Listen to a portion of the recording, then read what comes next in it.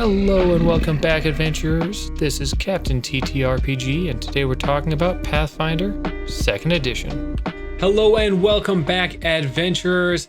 I've been running through as much content in Battlecry as I can, and I wanted to talk about some spells because a lot of this book is focused on martial characters, and my focus has certainly been on martial characters, but spellcasters got some great stuff too, and so I do want to get into the spells. In fact, there's a certain bend to the spells in this book, or at least many of them. So I want to get into the topic of incarnate spells. These are spells that we have seen before, but they released quite a few in this book. It's not just that there's many in the book, it's that incarnate spells are so cool. Are they the most powerful for their level? No. Goodness no. And they tend to lean, honestly, more blastery, but with a summoning bend. They just, it's the images that they evoke. It's how they can play out at the table. I just can't find anything that really feels the way that they do, at least across most spells, at most levels. But before we can get into the incarnate spells in Battlecry, we need to talk about what these are in general, because there's something very special about these spells. They work in a very particular way. So before Battlecry, there had only been 12 of these spells released. Only 3 of them, I think, are considered non-legacy. And that's because they either came out, alongside the Kineticist, or they came out with Howl of the Wilds, things like that. So we don't have a lot of spells. And there are 7 in Battlecry, really boosting the number that we have available to ourselves. And especially if you're only allowed to use remastered content, these are pretty much where you're living. All incarnate spells, I call them that because they have the incarnate trait. So what does this trait really mean? Well, you're kind of summoning, but without summoning. So what you're summoning isn't a creature with the summoned trait. Instead, you're casting a spell that's going to summon some sort of creature or creatures. When you cast the spell, they have an action that's called their arrive action. Then, on your next turn, they're going to have a depart action that they do after the end of your turn and after they're able to move. So these are kind of 2-part spells that you're going to cast with 3 actions, and they follow that same pattern every single time. After they do their depart action, they disappear. Whether it's going through a gate or falling apart into the ground or whatever, they leave after the depart action. So they exist for 2 rounds to do an arrive action and then a depart action. That's really what they're here to do. Now, while it's around, whatever you've brought into existence here, it isn't following your commands per se.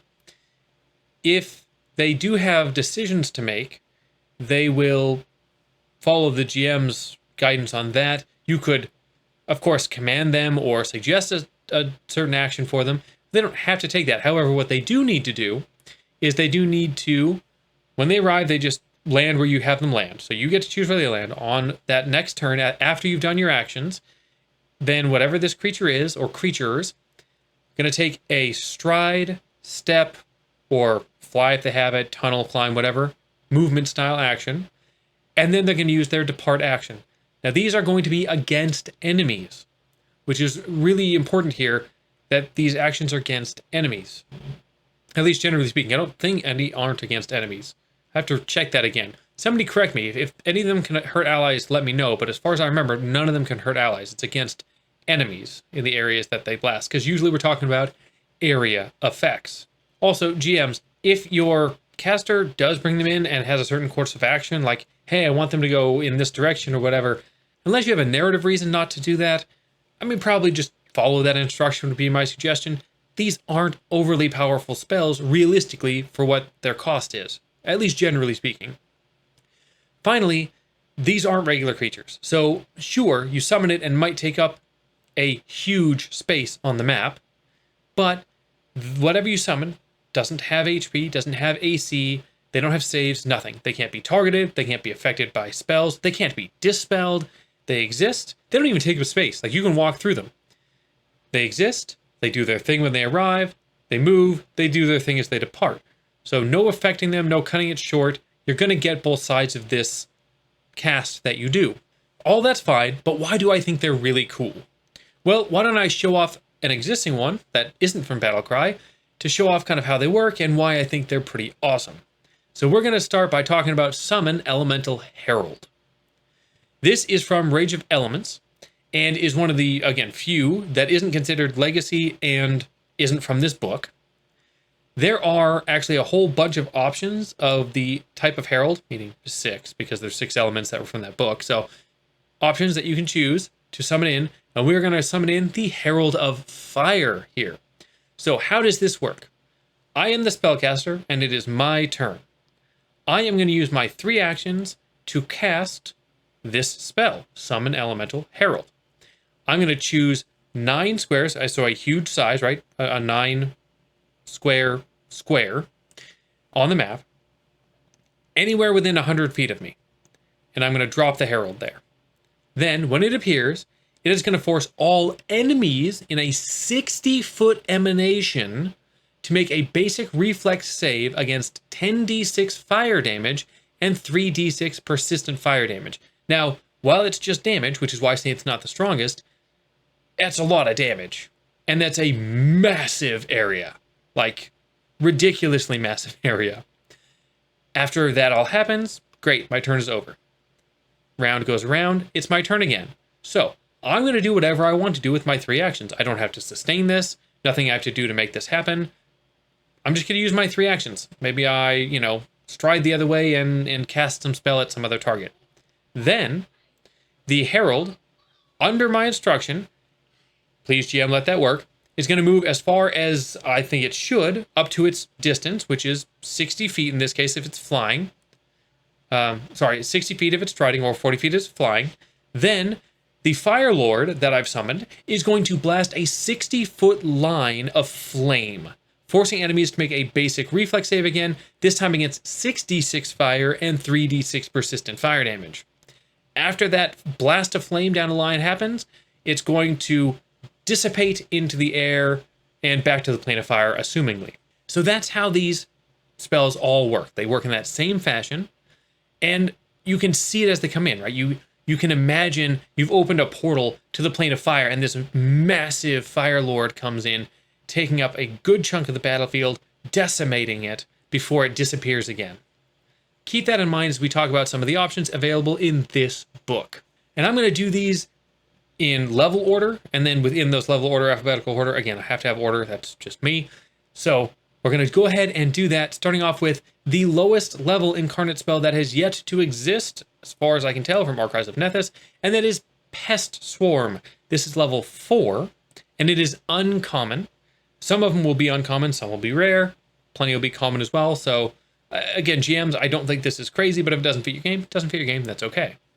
This is for Arcane, Occult, and Primal casters. It has a range of only 30 feet, so very short for an incarnate spell. Also, the size that you're going to summon only a large size. So this is just 4 squares. And there are 6 different options of what you can summon with this spell. I'm going to talk specifically about the skunk here. With the skunk, it's going to have a movement speed of 30 feet or a climb speed of 20 feet.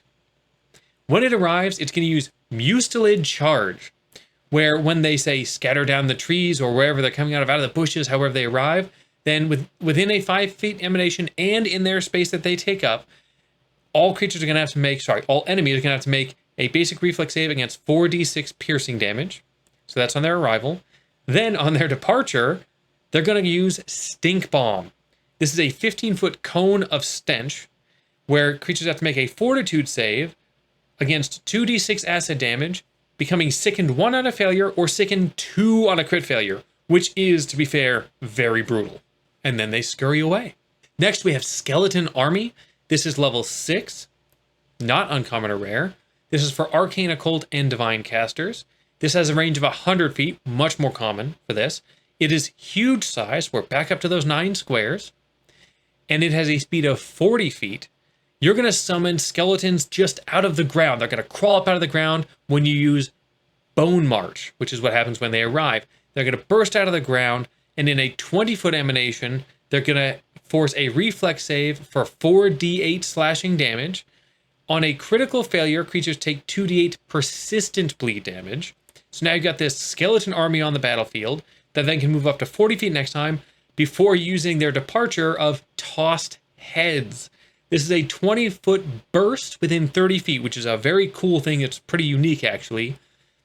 It forces a reflex save against 6d6 piercing damage, and then creatures that critically fail are frightened 2. So that was our 4th level and 6th level. Now we're jumping all the way up to 8th level, because most of them are higher level. We don't get a lot of lower level ones. So we're up to level 8 with Clockwork Devotion. This is uncommon, probably because it's Clockwork. Not every game's into that. This is for arcane casters only, though. The range is 100 feet. Huge again. Then we have a 60-foot movement speed before they depart. On their arrival, it is Clockwork Assault. They're going to come in with halberds, slashing away. This is a 15-foot emanation around them when you summon them, plus the area that they take up. And it forces a basic reflex save against 4d10 slashing damage. On their departure, they trigger Ticking Bomb. So they aren't just leaving, they're exploding in a 30-foot emanation, causing a reflex save for 4d8 fire and 4d8 slashing damage, with 2d8 persistent fire damage on a critical fail, which could be a ton of damage, and just watching this whole army of Clockworks explode sounds amazing. Then we have Holy Host, another level 8. This is not rare or uncommon, totally fine here. Occult and Divine casters, range of 100 feet, huge again. Don't worry, they're not all going to be huge, but a lot of them are. The speed is going to vary because, again, we have options. This time we have 5 different options. The one I'm going to talk about are the Archons. They have a 30-foot move speed or a 60-foot fly speed, which can really cover some distance. When they arrive, they use Justice Prevails. This is a 60-foot cone on arrival, which is cool. You can set that up and target it well. There's a basic reflex save against 8d6 spirit damage. Their departure is Eyes of Justice. So after you reposition, it's a 60-foot line where they are blasting beams from their eyes, forcing a reflex save against 4d6 slashing and 2d6 persistent fire damage. And our last level 8 option here is Unholy Army for Occult and Divine casters. This is, again, not rare or uncommon. 100 feet, like we've noticed, huge, pretty standard. Another one that has a variety of options, 7 this time. The one I'm going to look at are the Daemons. These are 20-foot movement speed or 40-foot fly speed creatures. You are going to, when they arrive, use Winds of Pestilence. This is a 60-foot cone again. This forces a basic fortitude save against 8d6 piercing damage, but there's a kicker here. On a fail, a creature is sickened 1, and on a crit fail, they are sickened 2, which is honestly really strong for the arrival power. Then their departure is called Remember Me. This is a 20-foot emanation around them, so position well. This forces a basic fortitude save again, 6d6 bludgeoning damage, and on a fail, a creature is clumsy 1 for a minute, or on a crit fail, clumsy 2 for a minute. Lots of really powerful status effects here going on with good damage. Okay, only 2 left, starting with Conquering Soldiers. This is level 10, so really think about it if you want something like this. Uncommon. This is for Arcane and Divine casters, but this has a 500-foot range. Well, I don't know you're going to use that range because of the departure, but still. They have a 60-foot speed. When they arrive, they use Banner's Call. So you're summoning in this gargantuan army. So think about how much space that takes on the map. An 80-foot emanation. They're going to force a will save, and even on a success, so critical success, nothing's going to happen. On a success, they're going to cause all creatures to be frightened 2. Any creature that fails is going to take 6d12 mental damage and be frightened 3. And on a crit fail, it's 12d12 mental damage and frightened 4 plus fleeing for a round. If they get that option, that's pretty much endgame for them, honestly. I don't know how you recover from that. Then, again, move 60 feet. You've got your departure now called Trumpets of War. Now, rather than being something against enemies, this is our one time it's actually a buff.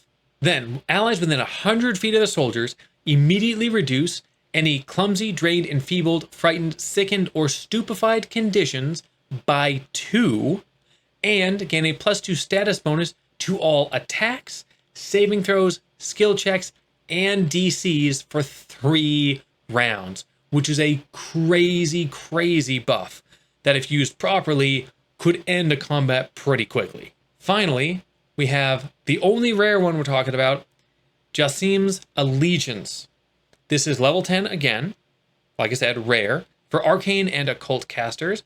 This is a 500-foot range again. Jassim is a gargantuan creature, has a speed of 80 feet. When it arrives, it's going to use Eyes of Fire. This gargantuan creature is going to come in and blast a line of fire and glass, forcing a reflex save against 5d12 fire and 5d12 piercing damage, with creatures becoming drained 2 on a crit fail. Then, after moving that 80 feet, it's going to depart using Heart of Rust, causing a 60-foot emanation, forcing basic fortitude save against 10d6 slashing, which then metal creatures who fail have 2d8 persistent slashing, and non-metal creatures that fail become sickened 2. That's just on a fail. And there we go. Those are all of the incarnate spells from Battlecry. As you can tell, a lot of them are about damage. Some damage is solid, some of it not as much, some have really good riders on them. No, these aren't the craziest spells for their level, but they're still good. They also might be the most fun spells you cast at any point of time on your spellcaster. I hope this was helpful. I hope you enjoyed looking at these. I know that when I first started the game, well, yeah, they were already there. There were some incarnate spells. I didn't really notice or pay attention to them until more recently, and then when I saw this book had 7, I had to bring them up. Really take a look at these. They're so much fun. They can add so much to a caster, especially those who can prepare but don't have to add them to their repertoire, so it leaves you a little openness. Even those, I still think these can be worth it. There's some very cool things here. I hope you try them out. I'm going to go take a look back at the book while you summon yourself some crazy creatures, and as always, adventure on.